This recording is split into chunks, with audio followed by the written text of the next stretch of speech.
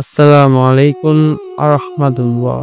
শুরু করছি সে মহান রব্বুল আলামিনের নামে, যিনি এই মহাবিশ্বের সবকিছু সৃষ্টি করেছেন।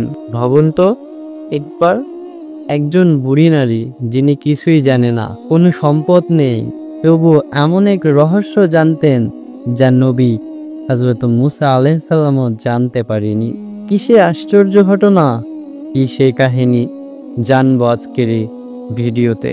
আল্লাহর পুত্রদের এমন একটি ঘটনা যা শুনলে আপনার হৃদয় কেঁপে উঠবে। তাহলে ভিডিওটি স্কিপ না করে পুরো ভিডিওটি দেখো এবং ঈমানের আলোয় নিজের ঈমানকে আলোকিত করো এবং আল্লাহর রাস্তায় হাঁটো। অনেক অনেক বছর আগে হযরত মুসা আলাইহিস সালাম ছিলেন আল্লাহর একজন মহান নবী, যিনি আল্লাহর কাছ থেকে সরাসরি কথা বলতেন। তাই তাকে বলা হয় কালিমুল্লাহ, অর্থাৎ যিনি আল্লাহর সঙ্গে কথা বলেছিলেন। একবার হযরত মুসা আলাইহিস সালাম অনেক জেদ করেছিলেন আল্লাহর কাছে আল্লাহকে একটিবার দেখার জন্য।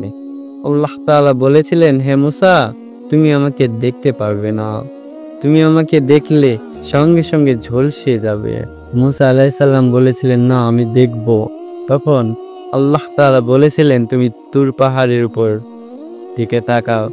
যখন মুসা আলাইহিস সালাম তুর পাহাড়ে তাকায়, তখন সঙ্গে সঙ্গে সে আলোর ঝলকানিতে অজ্ঞান হয়ে যায় এবং যখন তার জ্ঞান ফিরে, তখন তিনি আল্লাহর কাছে তওবা করেন এবং বলেন, হে আল্লাহ, আমার ভুল হয়েছে, আপনি আমাকে মাফ করে দিন।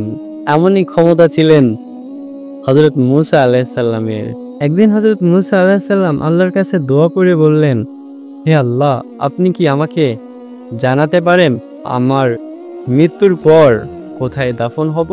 আল্লাহ তাআলা বললেন, হে মুসা আলাইহিস সালাম, আমি তোমাকে এমন একটি স্থানে মৃত্যু দেব যেখানে আমার রহমত বর্ষিত হবে। কিছুদিন পর আল্লাহর নির্দেশে মুসা আলাইহিস সালাম ইসরায়েল জাতিকে নিয়ে মরুভূমি পাড়ি দিচ্ছিলেন। সেখানে তিনি এক বয়স্ক বুড়ি মহিলার দেখা পান। বুড়ি মাটিতে বসে কাঁদছিলেন। হযরত মুসা আলাইহিস সালাম কাছে গিয়ে বললেন, হে বুড়িমা, তুমি কেন কাঁদছো? বুড়ি উত্তর দিলেন, হে আল্লাহর নবী, আমার একটি শেষ ইচ্ছা আছে, কিন্তু কেউ তা পূরণ করছে না। মুসা আলাইহিস সালাম বললেন, তোমার ইচ্ছা বলো, আমি চেষ্টা করব। বুড়ি বললেন, আমি চাই আমার মৃত্যু যেন সেই জায়গায় হয় যেখানে হযরত ইউসুফ আলাইহিস সালামের কবর রয়েছে। সুবহানাল্লাহ। মুসা আলাইহিস সালাম অবাক হয়ে বললেন, তুমি কিভাবে জানো ইউনুস আলাইহিস সালামের কবর কোথায়? শত শত বছর ধরে কেউ তা জানে না।